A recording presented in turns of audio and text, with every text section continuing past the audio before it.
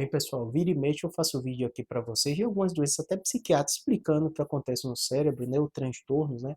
E muitas vezes acontece casos de pacientes que eu estou acompanhando por outro motivo e eu acabo diagnosticando, né? E um desses que é muito diagnosticado em exames e consultas de rotina é o transtorno de déficit de atenção e hiperatividade. Claro que é uma doença que é muito mais debatida hoje em dia, discutida na população pediátrica, né, porque o ideal, naquela fase de desenvolvimento da escola, você diagnosticar a criança e tratar o ideal, né, para não ter algumas consequências. Só que a nossa geração, a geração um pouquinho mais velha, tinha uma dificuldade muito grande de diagnosticar. É uma doença que ela envolve um diagnóstico precoce na escola, com psicopedagoga, pedagoga, e a educação antigamente não tinha muito observação da criança. Então, uma criança que às vezes tem transtorno de déficit de atenção e hiperatividade era carimbada como agitada demais, nervosa demais, ou falta de educação, ou a menina que tinha mais o componente, né, de déficit de atenção, ela é quietinha demais, ela é tímida, né? E muitas vezes essa criança ela tinha o diagnóstico, né, de transtorno de déficit de atenção, ou tinha que ter, mas ninguém deu diagnóstico, não procurou ajuda e ela levou a vida dela. E aí chega às vezes no consultório da gente, porque começou uma enxaqueca, ou tem uma epilepsia, ou tem um tumor cerebral. Quando você começa a conversar e ouvir a história do paciente, é um paciente, ou algumas vezes eu tenho um paciente que aconteceu assim, o filho recebeu diagnóstico, e aí a própria o psiquiatra acompanhando fala, poxa, você tem também, porque tem um componente genético um pouco, né? E às vezes a pessoa chega pra gente e será que eu tenho, será que eu não tenho? Então o que é que eu explico? Né?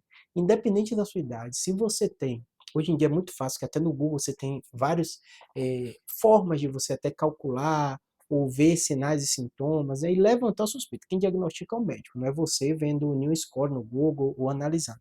Mas às vezes ajuda você a ver sintomas que às vezes é um histórico todo de uma vida com série de dificuldades, às vezes em casamento, às vezes dificuldade relacionada a trabalho, né, manutenção de amizades, né, dificuldades escolares, porque você tem TDAH e nunca foi diagnosticado, nunca foi tratado. Caso isso aconteça, quando acontece com meus pacientes, eu muitas vezes explico. É um diagnóstico clínico, muitas vezes, a grande maioria das vezes, eu encaminho para o acompanhamento com o psicólogo, peço uma avaliação neuropsicológica, que às vezes ajuda nesse diagnóstico, e o psiquiatra também, né? E muitos pacientes ficam meio receosos porque muitas dessas componentes da doença são vistas, entre aspas, como a personalidade da pessoa. Ele é assim mesmo, ela é distraída, ela é esquecida, mas isso leva a um comprometimento da qualidade de vida.